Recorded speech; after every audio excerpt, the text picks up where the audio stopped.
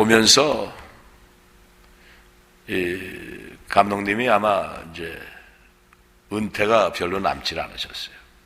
감리교단에서는 70세가 이제 그러니까 뭐 한 2년 남으셨어요. 그러니까 그 이후를 이제 준비하시는 것 가운데는 치유 사역자로서 해야 될 일은 치유센터예요. 그러니까 너무나 많은 사람들이 병들어 있는데 이것을 예수님과 접목시킬 수 있는 방법이 뭘까? 그래서 특별히 안 감독님은 웨슬레 연구에서 이 웨슬레에 완전히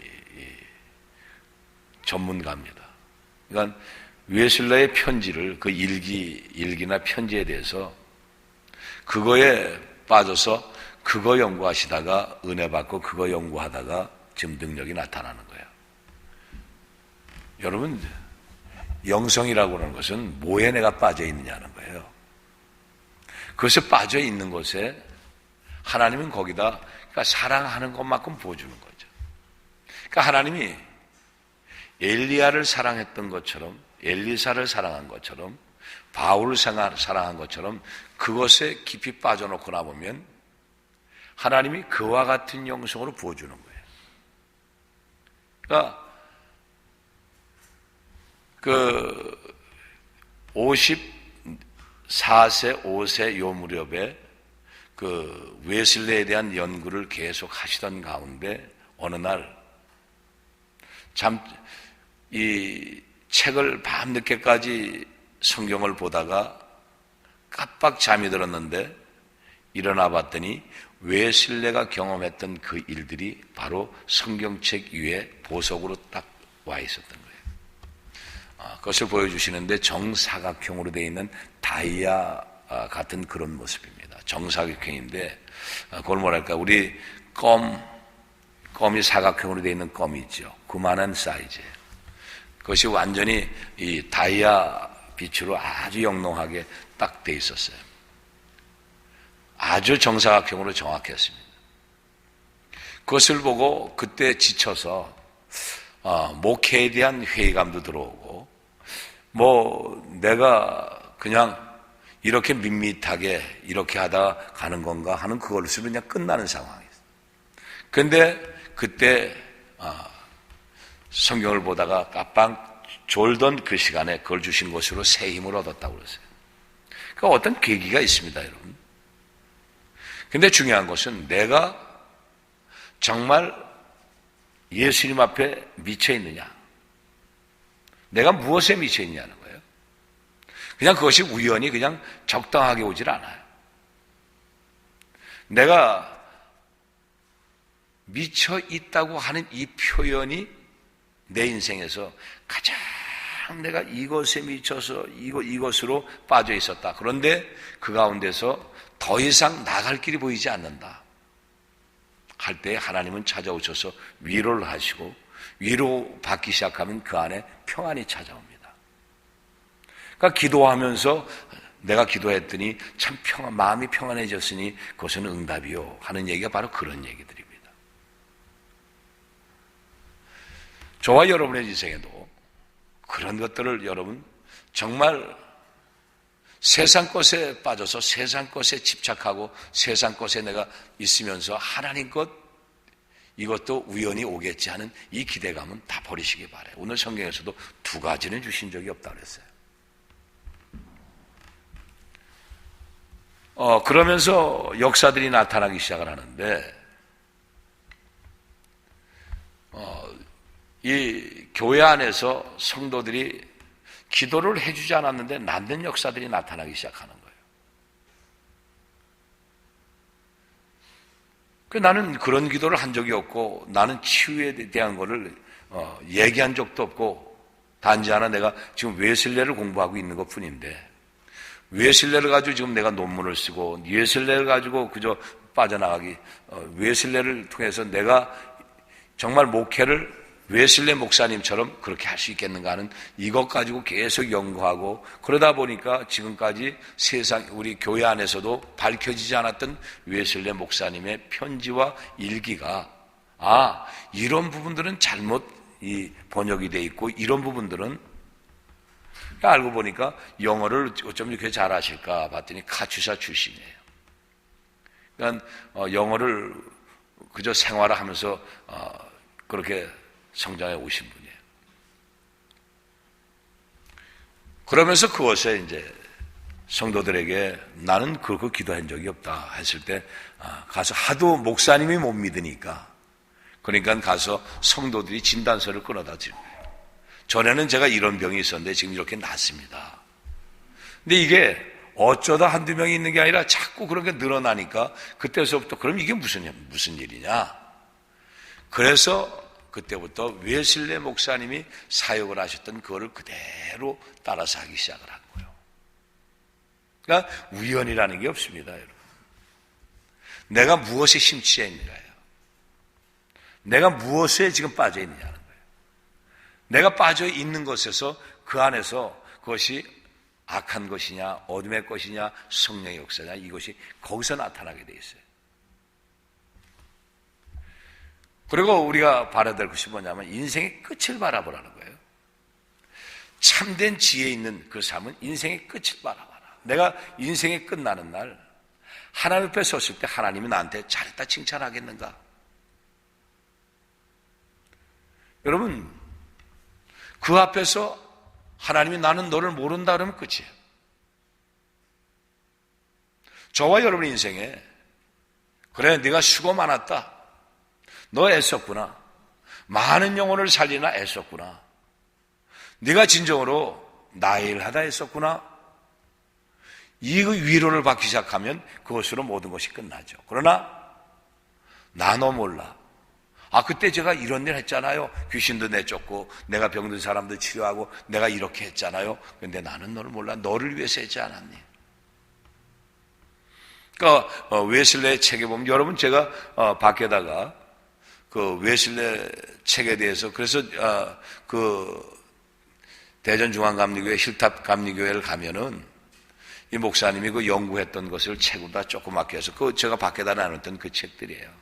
그거를 아마 10여 권 다 번역했던 거를 자그마한 책자로 만들어서 그 성도들은 갖다가 그거 가지고 전도하고 그거 가지고 하는 거예요. 근데 우리 교회는 저렇게 갖다 박스를 갖다 놔도 저걸 가지고 가서 누구에게 전해주는 사람 아직 내가 못 봤어요. 가서 보기나 했나 몰라요. 제가 그걸 허락을 받고 목사님 이거 갖다가 내가 책으로 다 만들어서 우리 교회에서 전도하는 곳을 쓰겠습니다. 그러고 갖다 만들어 놓은 거예요. 근데 우리 성도들이 그걸 보고나 있나 모르겠어요. 아무리 귀한 것을 손에다 쥐어줘도요, 한 번은 몰라요. 그냥 책꽂이에다 갖다 꽂아놓는 그 정도 아니라 책꽂이에도 꽂아놓으면 괜찮게 여러분. 그냥 굴러다니다가 어디 가다가 그저 물에 젖어서 빠쳐서 그냥 내버리고 마는 그런 것들이 된다는 데면 아무런 가치가 없어요. 그래서 한 번이라도 들여다보면 뭔가 인생에 바뀌어지는 일들이 생겨요. 끝을 봐야 돼요. 인생의 끝자락에. 여러분, 그래서 항상 문지방을 끝까지 넘어가 봐야 그 다음에 일이 어떻게 마무리가 되고 일이 펼쳐지는 것을 이것을 알 수 있는 거예요. 그러니까 맨날 문지방 앞에까지 문지방에서 가는 것으로 끝나버리고 마니까 문지방 너머에 뭐가 있는지를 몰라요. 이걸 가봐야 돼요. 그러니까 문지방이라고는 우리에게서 문지방은 주님 앞에 서는 날이에요. 주님 앞에 서는 날 내가 이 세상에서 인생에 먹고 사는 문제 때문에 남보다 더 잘 사는 것, 남보다 더 좋은 집에 살고 남보다 더 좋은 차 타고 남보다 더 나은 삶을 살고는 이것에 목숨을 건 것이라는 데면 주님 앞에 서는 날 주님이 뭐라 할까요? 여러분? 그러니까 우리의 관심이 어디가 있냐는 거죠. 저와 여러분의 관심이 어디가 있을까요? 오직 하나님 앞에 가 있다고 한다면 하나님이 그 모든 문제들을 하나님이 풀어주시는 거예요. 하나님 앞에 한번 맡겨보시기 바랍니다.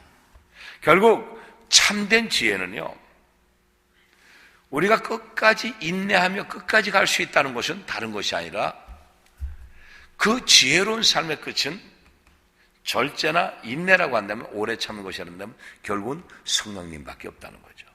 그것이 성령의 열매를 맺어질 때에 그 일들을 할 수 있는 거예요. 그런데 중요한 것은 갈라디아서 5장 16절에서 18절에 보면 성령을 쫓아 행하라 그랬어요. 성령을 쫓아 행하라. 그리하면 육체의 욕심을 이루지 아니하리라. 육체의 소욕은 성령을 거스리고 성령의 소욕은 육체를 거스린다. 둘이 서로 다툰다고 그랬습니다.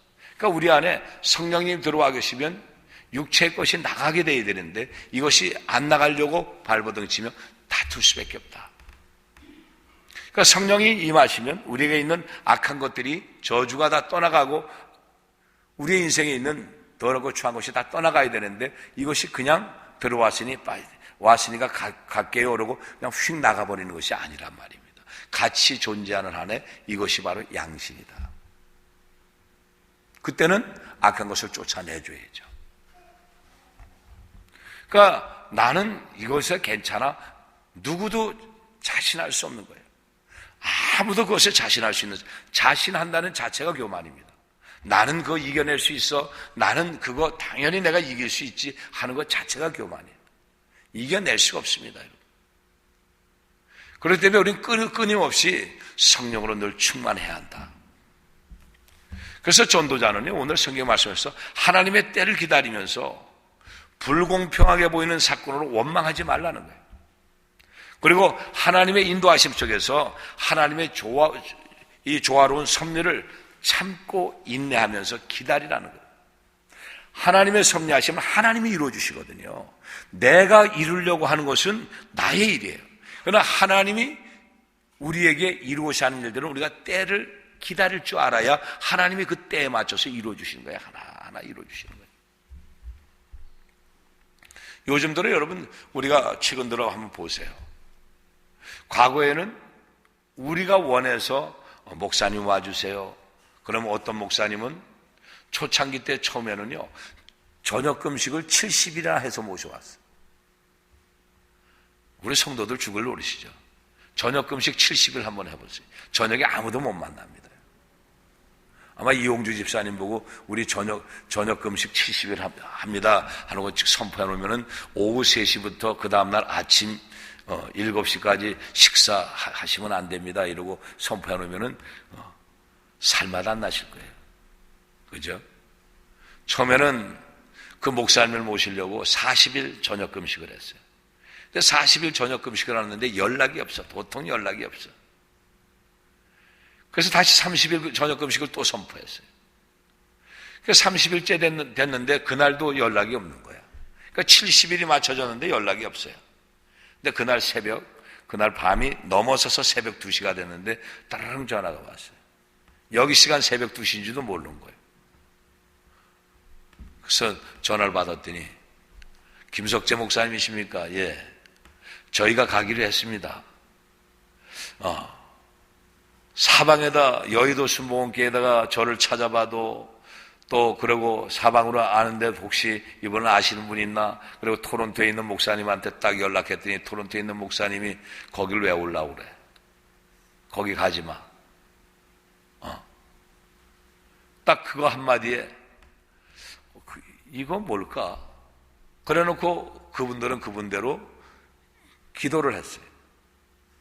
그 기도가 아마 한 40-50일 했답니다. 기도 끝에 마지막에 보여주는데 한 목사님이 저 코너에 몰려있더라는 거예요. 막 우겨쌈을 당하고 코너에 몰려있는데 성령께서는 그걸 가서 건져라 그러시더래요. 그래서 바로 다 지금 그것을 보자마자 연락을 드린 겁니다. 하나님은 우리가 기도하기를 원했던 거예요. 그냥 보내주시면 되잖아. 그죠? 그런데 그렇게 되면 우리가 간절한 마음을, 그리고 우리가 알려지질 않아. 그분들은 그것을 보고 여길 왔는데 왜? 순복음교회 목사님이 순복음교회 목사를 모시려고 하는데 순복음교회 목사가 방해를 하고 있단 말입니다. 이게 이해가 되는 얘기입니까, 여러분? 이해할 수 없는 얘기입니다. 우리가 교단에 가입이 됐든 안 됐든 이건 말이 안 되는 얘기입니다. 그런데 그런 가운데 하나님이 때가 되면 풀어주셨어요. 거기서부터 우리 교회 사역이 시작이 되는 겁니다. 그게 3주년입니다. 여러분, 하나님의 때를 참고 인내할 줄 알아야 돼요. 모든 것이요. 때로는 나한테 책망이 다가오고 내가 절망적인 것으로 빠져들어가는데 내가 과연 하나님 앞에 온전하게 주님 앞에 모든 삶을 내맡길 수 있고 주님 앞에 주님만을 의지하고 왔는가, 이걸 봐야 돼요. 나의 것을 소유하고 내 것을 위해서 최선을 다하고 열심을 다했다고 한다면 그것은 하나님 것이 아니죠. 이것에 대한 철저한 회개가 있어야 돼요. 그리고 하나님만 바라봐야 돼요. 그냥 마지못해서 끌려온 것까지는 안 되죠. 내가 하나님의 일을 위해서 내가 하나님이 나한테 주신 이 말씀을 붙잡고 나가는데 하나님이 이루어지기까지는 하나님의 말씀이 연결해져야 되는 시간이 있습니다. 벌써 어제 오후에 아침에 오면서 내다보니까 우리 앞에 있는 그 나무들의 낙엽이 노랗게 나뭇잎이, 근데 신기하죠. 이쪽 오른쪽으로 이렇게 보면은 새노란데 왼쪽으로 보면 아직 파랗습니다. 같은 줄에 서 있는데도 저쪽으로 있는 것은 아직도 파랗고 이쪽으로는 노랗게 단풍이 들었어요. 단풍은 저기서부터 시작이에요. 근데 우리는 서린 것을 놓고 익었다고 우길 때가 있어요. 충분히 익어야 합니다. 오늘 성경에 보면 8절에서 10절까지 말씀은 항상 끝이 처음부터 낫다는 거예요. 끝까지 가야 낫다는 거예요, 여러분. 우린 처음에 시작해놓고 이렇게 시작했어요 이러고 거기서 기뻐 뛰는 것으로 내가 이걸 시작했어요 라고 기뻐하는데 그것으로 기뻐할 것이 아니라 끝까지 가야 된다. 8절 보십시오. 일의 끝이 시작보다 낫고 참는 마음이 교만한 마음보다 낫다. 참고 인내하고 끝까지 가야, 처음에 자기가 원했던 일들이 끝까지 가야 일어나죠. 그런데 중간에 가서 이것을 이루지 못한다면 인내가 아니죠. 끝까지 가보질 못했습니다. 마태복음 10장 22절에 보면 또 너희가 내 이름을 인하여 모든 사람에게 미움을 받을 것이나 나중까지 견디는 자는 구원 얻으리라. 주님 앞에요, 정직하게 서고 주님의 일들을 위해서 가는 사람들에게 하나님이 말씀을 준 자에겐 그 말씀을 받은 것을 누가 알아요? 마귀가 알아요, 여러분. 마귀가 알아요. 그 말씀을 받은 것을 사람들은 몰라도 마귀가 알아. 그래서 마귀들은 어떻게 됐든 그 말씀 받은 것을 못하도록 방해를 하죠. 죽기로 방해합니다, 여러분. 그 말씀이 이루어지면은 이 땅에 자기들의 일들이 점점 자기들의 먹이가 점점 사라지기 때문에 죽기 살기로 달려드는 거예요. 그래서 그 일을 감당하는 사람은 어떻게 죽여야 되죠. 그 감당을 하는 이 사람들이 우겨싸움으로 그 일을 감당하는 사람들을 어쨌든 미움을, 왜 미워합니까? 알지 못하는데 왜 미워할까요? 그것을 아는 거예요. 마귀가 아는 거예요. 사람에게 놓아서 이것을 끊어버리려고 하는 거예요. 그 근거를요.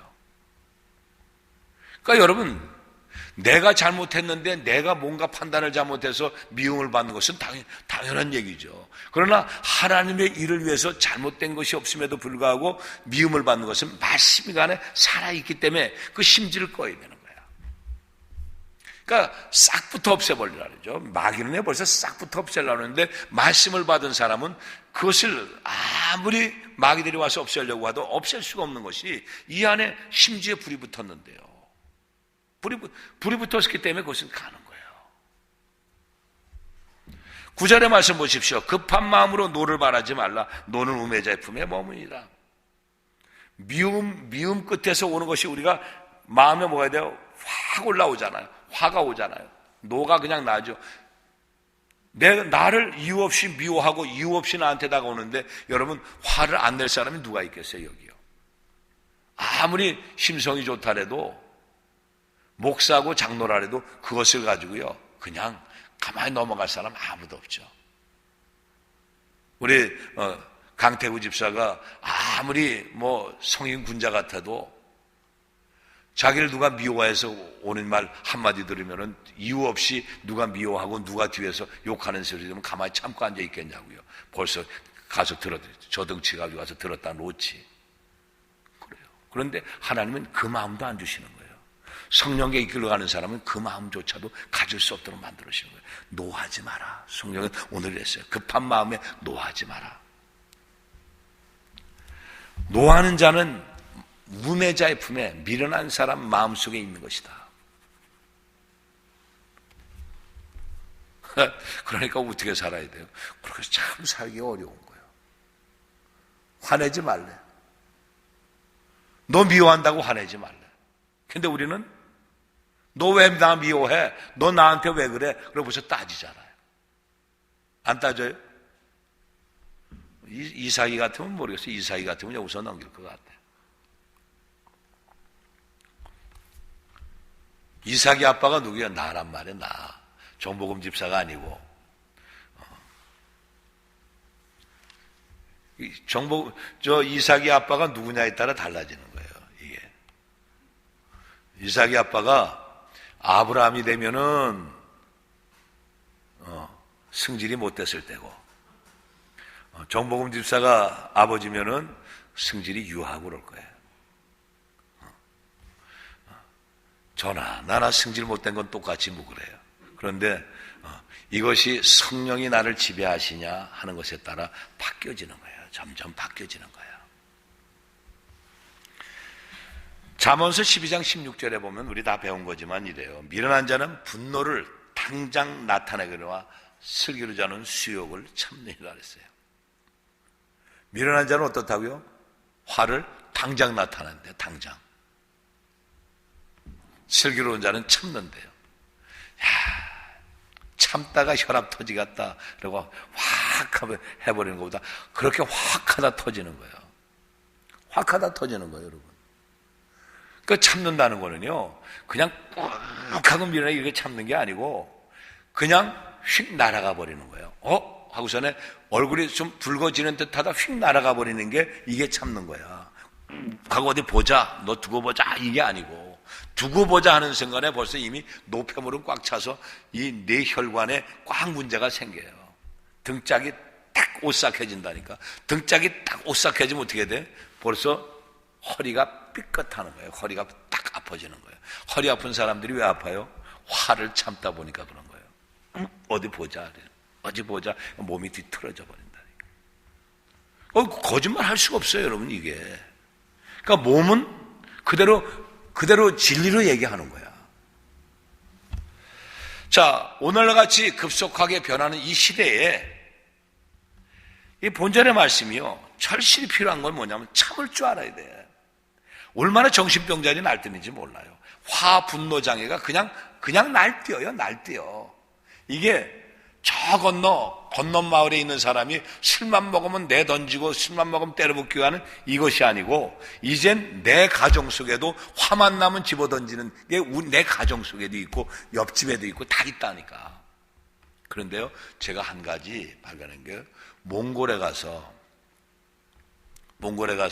그 이틀 있는 동안에 그 시시케 자매 집에서 저를 초대를 했어요.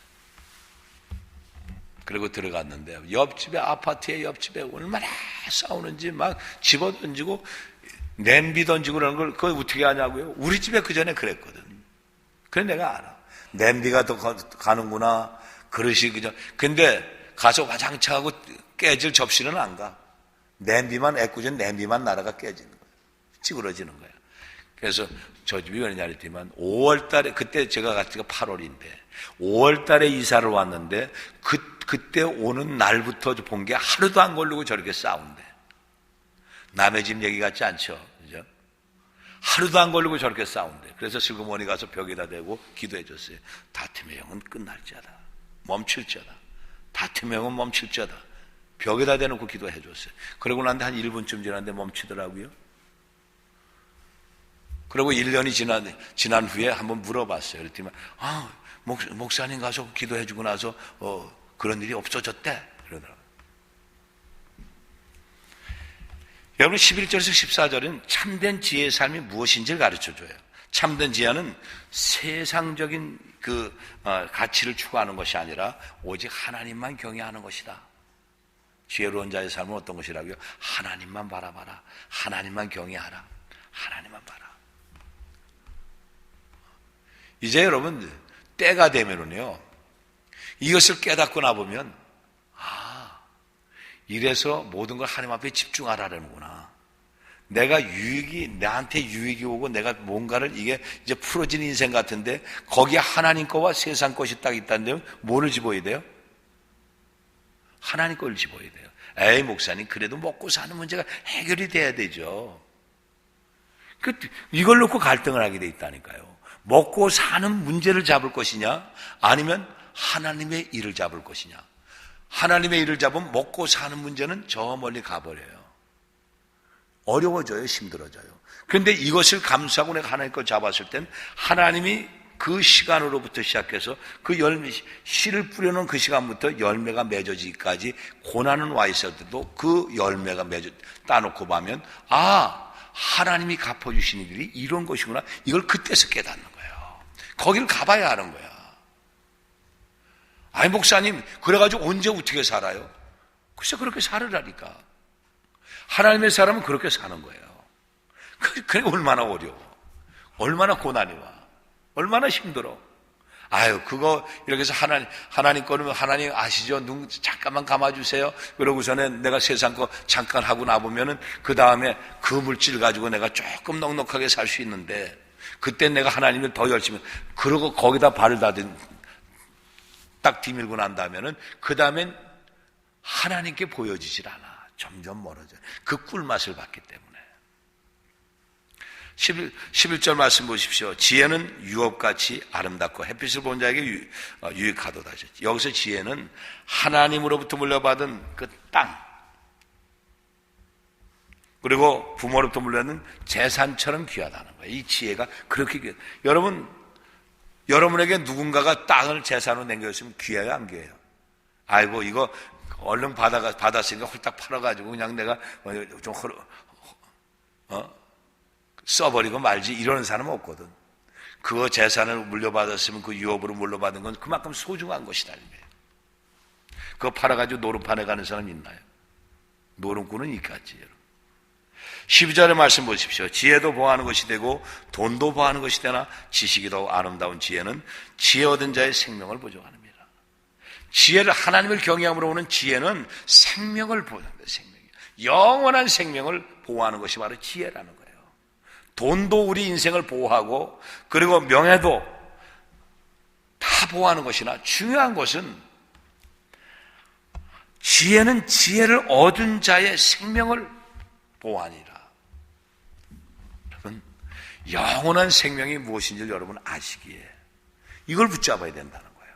알매도 불구하고 그것을 못 붙잡고 내가 지옥 가야 될 일들로 심판대 앞에 섰을 때 면목 없는 일들로 우리가 붙잡고 간다면 어떻게 될 것인가? 여러분들 13절의 말씀 보십시오. 하나님의 행하시는 보라. 하나님이 굳게 하신 것을 누가 능히 굳게 하시겠느냐?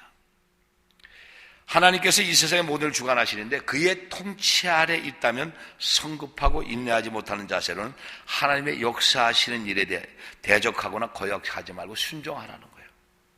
하나님의 일은 순종하는 것밖에 없어요. 하나님의 일은 대적하는 것과 자기 생각으로 다 뛰쳐나가는 것이 아니라 하나님의 일은 순종하는 것부터 시작해요. 순종할 때에 하나님이 주시는 축복이 하나님의 일들을 대적할 땐 저주입니다. 아주 이거는 하나님이 딱 명시해 놓으신 거예요. 말씀을요. 그러니까 순종하는 여러분들 되시기 바라요. 마지막 14절 보십시오. 13절과 연관돼서 봐야 되는데 형통한 날에는 기뻐하고 공고한 날에는 생각하라. 하나님이 두 가지를 병하게 하사 사람으로 그 장래를 능히 헤아리지 못하게 하니라. 인간사에서 두 가지를 할 수 없는 거예요. 하나님의 임의대로 역사하시는 하나님의 주권을 인정해야 되지 나의 지혜, 내 것을 의지하고는 안 된다. 두 가지를 병행해서 주지는 않는다. 어떤 것을 선택하겠느냐? 축복의 자리를 선택하겠느냐? 저주의 자리를 선택하겠느냐? 심은 대로 걷게 돼 있다. 모든 것은 창조주 되시는 하나님, 그 하나님의 마음대로 이루어지는 거예요. 순종하는 여러분 되시기 바랍니다. 내가 순종으로 무엇을 심었을 때 순종으로 얻어지는 축복들이 항상 넘친다는 사실을 기억하시고 하나님 말씀 앞에 순종함으로 인하여 정말 복된 삶을 살아가는 그런 성도들이 되시기를 예수님을 축원합니다. 기도하겠습니다. 고마우신 하나님 감사합니다. 참된 지혜의